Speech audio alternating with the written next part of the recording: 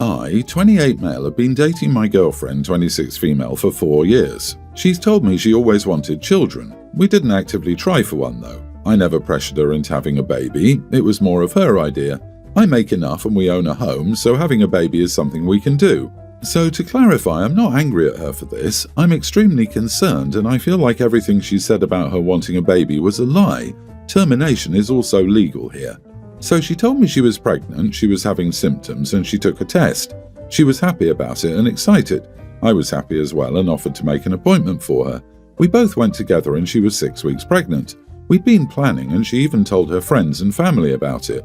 She ended up having a loss at around 9 weeks. It was sudden and she was upset and I comforted her about it. It seemed very tough for her, so I did my best to make her feel better. I had to retrieve something from a drawer in our bedroom, and I found some herbs covered under a bag. It was pennyroyal and mugwort. I was confused because I'd heard of pennyroyal being used to end pregnancies. I asked her about it and she immediately became defensive. She told me that she didn't know where it came from. I kept trying to ask her about it and she ended up telling me she used it to have a loss. She was crying and I was just in shock. I asked her why. I told her she didn't have to lie to me about it, and I was confused because she was the one who really wanted a baby. She didn't give me an answer about it. I told her that we needed to go to the hospital to make sure she wasn't hurt, since pennyroyal is toxic, but she kept declining. It's been a few days and she seems fine. I've been trying to ask her about this, but she just says she doesn't want to talk about it. Apparently, she was telling her friends and family she had a loss and has been accepting condolences. She's avoiding this, but I don't want to push it on her anymore. I'm not too sure what to do about this because I'm worried she might be having some type of mental breakdown or something.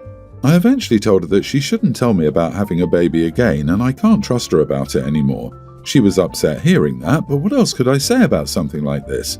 This might make me a huge idiot, but in the back of my mind, I have been thinking she might have done this for attention from her friends and family. I don't know what to do and I feel like a horrible person for even thinking this stuff. Not the idiot. Seriously, you need to leave this relationship. It's not safe and she can't be trusted. This is a relationship-ending decision.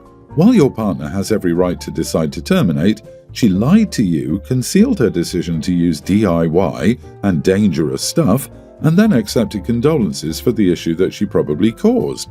This indicates a level of mental health problem that is not safe for any future family plans, let alone the loss of trust for having deceived you to such a degree over such an important life-changing event. She needs therapy, and you need to leave this relationship or choose to never have children. Speaking as a professional herbalist, pennyroyal in particular can indeed cause damage to the liver or kidneys, depending on the quantity and potency of how much she consumed. Mugwort is less toxic but has been known to affect hormone levels significantly. I highly suggest getting a checkup and mention ingesting those herbs and how much. I'm sorry this happened, but it's no longer OP's responsibility to convince her to get checked. She's an adult and presumably capable of making a doctor's appointment. However, dude, I don't want to be rude to ask, but are you sure that baby was yours? It's a little alarming that she wanted a baby but suddenly caused a loss on purpose. You're not the idiot, OP. This is a devastating situation. Walk away from someone so manipulative. My fiancé, 26 male, and I, 26 female, are getting married this coming May. Last week, my parents and I were discussing plans for the wedding.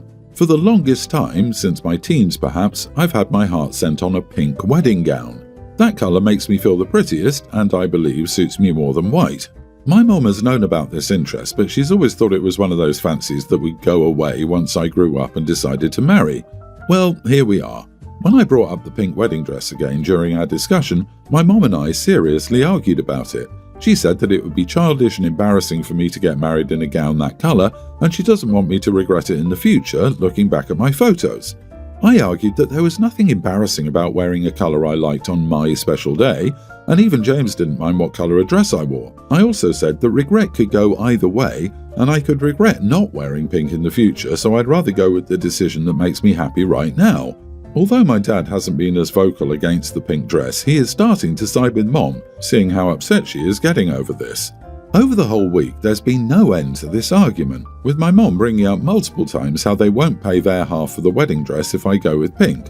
The initial agreement was to split the bill 50-50. My brother, 30, thinks the whole argument over this colour is ridiculous and told Mum that he'd be happy to split the bill with me instead, and they might end up regretting this whole drama more than I regret the colour in the future. I honestly feel so torn over this. I'm not sure anymore if I want the pink dress that badly just because I feel hurt by the way my parents reacted to it and made such a big deal out of it. On the other hand, this is what I've always wanted, but I do feel like this small decision is causing a huge drama for no reason. Am I the idiot? Not the idiot, but you need to be very clear with your mother that you are an adult who is perfectly capable of making her own decisions. This sort of nasty micromanaging and pettifogging is not going to be acceptable from here on out, particularly if she wants to enjoy a relationship with her future grandchildren, assuming you're planning on becoming parents anyway. Can we say that brother is the absolute hero here? He knows his mom is being petty and creating drama, and he's stepping up to make sure his sister has the wedding dress she wants to spite the mother. That says a lot about the mom. I love this brother. My thoughts exactly. Good to see that both apples fell as far from this particular tree as possible. OP, get the pink dress. It's your wedding. You want to look at those photos with happiness, not resentment. I also wanted a pink dress and I got talked out of it. My dress was pretty, but I wish I'd gotten the pink one. I did get and wear a pink dress for my 50th, but it's still not the same. We're talking about renewing our vows. I think I'll get one for that as well. My girlfriend and I have been together for 5 years now. She's currently unemployed and is very stressed. I can imagine things are very hard for her. She's turned to food for comfort and obviously has gained weight. This isn't my concern. I'm still very attracted to her and it doesn't bother me that much. However, one day she needed to get some headshots done and went to CVS. We were on a video call one day and I asked her to show me those photos. Well, yep, totally poker face. Her face looked very puffy, she had no makeup on, her cheeks looked very round, and you could clearly see the sheer impact of the weight she was carrying on her body. In person, I try not to pay too much attention to this fact, but I could clearly see the difference from the last time I saw her, probably because I've been on a project myself and haven't seen her for 2 months now. So she continued to deny that this photo looked like her because she felt like she looked too ugly and that the camera angle was off, etc., etc. She kept asking me for reassurance on whether I thought she actually looked like those photos. I didn't feel comfortable answering that and said that she shouldn't think too much, and if she isn't happy with her photos, I'd recommend she get professional headshots done with her makeup all done nicely as well. I honestly wanted to move on from her back and forth.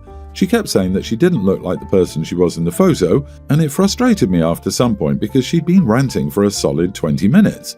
I just blurted out, "Whatever helps you sleep at night." Maybe she needed to know she does look like the photo she literally got clicked that day. Or maybe she'll stop talking about it altogether.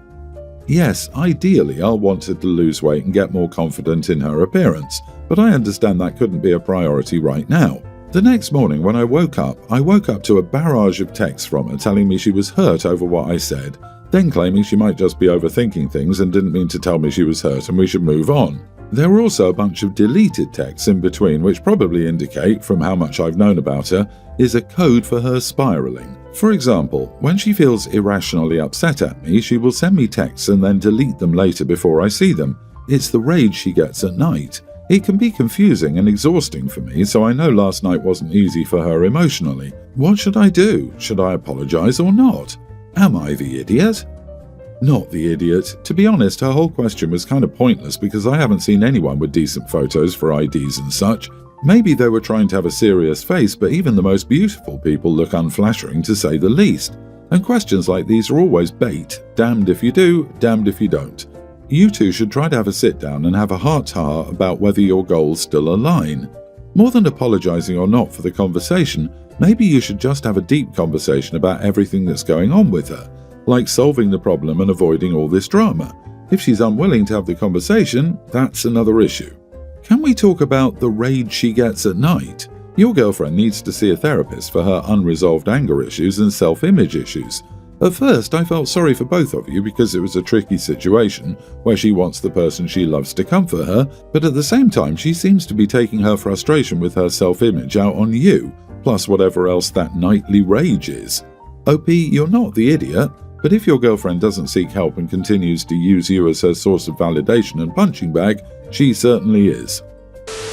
My fiancé and I got engaged a couple of months ago and we plan on getting married at the end of next year. We've been dating for 5 years and I couldn't be happier with her. Now for some backstory. My sister and my fiancé were friends in middle school. Young teen year of high school, my fiancé's boyfriend cheated on her with my sister, and by cheating it was just talking and kissing. My sister's actions were wrong and this ended their friendship. But my sister has matured emotionally from high school and I think this whole thing is overblown. Everyone does stupid stuff in their teenage years. My sister was literally a young teen when all this took place. However, my fiancé still isn't on speaking terms with my sister, which I'm okay with. My sister has tried to make it up to her many times, but my fiancé is stubborn. However, I do want my sister to attend the wedding and be my best woman. She's the only person in the world I can think of to be by my side at the wedding, as she helped me a lot growing up, and I am where I am today because of her. But my fiancé doesn't want my sister to attend the wedding as she thinks it will ruin her special day. That's where I think she's going overboard. We'd had lots of discussions on it and I finally snapped last night and told my fiancé we're done if we don't invite my sister to our wedding. My fiancé was shocked by what I said and she even cried because I'd never mentioned the possibility of a breakup. Am I the idiot for this hard stance? Not the idiot. If you move forward with the wedding and later have children, will your fiancé be okay with your sister being involved in your kid's life? Will your wife allow your sister to attend baby showers, birthday parties, etc.? Or will the sister not be invited just like the wedding? You need to be realistic. The grudge isn't going away and it'll only get worse. If you're okay with constant tension and potential future issues with your sister being involved in your family, then get married. But you can't force your fiancé to change. It's a tough situation, but you need to think long and hard about what you're willing to put up with for the rest of your life. There are so many billions of people on this planet, and you just had to go and try to marry the only person who hates your sister. Why? You are the idiot. Come on, OP, how stupid are you? It's been 5 years you've been with your fiancé. Did you think it was just going to magically get better one day? Just sticking your head in the sand to avoid dealing with it? It's not like this issue just appeared. It's been there for years, and you've just sat back and done nothing about it. It needs to be sorted, or you can just give up and walk away. This will continue being a problem forever, unless it's resolved or you part ways. I get the feeling that the issue with Sis and OP's fiancé's ex is not the only issue here, but OP is glossing over the rest in order to get validation. OP clearly underestimated just how bad the rift between his sister and fiancé really was. Also, the fiancé underestimated how much her soon-to-be sister-in-law means to OP. Something tells me this relationship will end, whether it's before the wedding or via divorce. So I, 23 male, and my girlfriend, 23 female, live together, just the two of us. I'm an only child to a single mother and have no siblings, nieces or nephews. My girlfriend's sister, on the other hand, has a sister, 25 female, who has 2 young kids. My girlfriend and her sister grew up in foster care together and, as a result, are extremely close. She's also really close to her niece and nephew. Understandable, lol. For context, prior to delving into why I'm unsure if I'm the idiot, I don't get along with kids. I also want to preface this with a full understanding that I know kids act the way they do because they're kids at the end of the day. I think they're loud, messy, unhygienic, and overall too much for me to handle. I'm also autistic if this would make a difference in terms of making a decision here. Now on to why I could be the idiot. My girlfriend's sister visits us infrequently and I get along with her well. She's funny, great to be around and lively, etc. I also get along with her other family members, have gone to their house for drinks nights and always had good fun. Despite this, she usually brings her kids over when visiting us, and when she does, I tend to stay in our bedroom and avoid the kids for the reasons listed above. I don't dislike her children in particular, just in a general sense. I get really overwhelmed and their loud crying, messiness, loud stomping and running and overall uncleanliness really get to me. My girlfriend knows why I do this, however her sister does not. Her sister asked a few days ago why I haven't come out to say hello, and my girlfriend told her I wasn't feeling great, which is the typical excuse given. Despite this, my girlfriend has asked me to at least try and make an effort because they're family, which I totally get, but I'm honestly not too fussed about doing so. She said I was being unreasonable for not compromising even just once or twice here and there, which I can understand, but I seriously would rather not. Plus, I make an effort when the kids aren't here and have tried to integrate with her extended family. I told her that I simply couldn't handle the kids and would much rather not be around them until they were a little older, and the things that bothered me subsided to some degree. I've also interacted with her cousins who are in their early teenage years, so I know that it's simply down to age and the respective behaviours that follow. I also wanted to mention that I have zero intentions of ever having kids in the future, so I know this isn't something I'll just have to deal with. So, am I the idiot for actively avoiding my girlfriend's sister's kids? You are the idiot. You need to put an effort in for her family. You can't even say hello. I also didn't see any specific instances of her sister's kids being anything like the way you describe kids. Don't hide behind your neurodivergence, and also don't be surprised if your girlfriend starts having more of an issue with your behavior if it continues. You're just being an antisocial jerk. Exactly. OP sounds like a stereotypical only child, and he sounds really selfish. I don't want to come out of my room to see scary little kids. I also don't want to use my days off on the very infrequent times the kids come. I hide away in my room like the teenagers I get along with. Then he sprinkles his diagnosis and asks everyone to see if that's tied in there somehow to further lack his accountability. OP, you provide zero examples of what her kids specifically have done to traumatize you into hiding away. Get out of the room and stop hiding behind your girlfriend. It's a you problem that you need to sort out. You make no effort with your girlfriend's family. She wants you to try a little, not like hang out with them forever. Geez,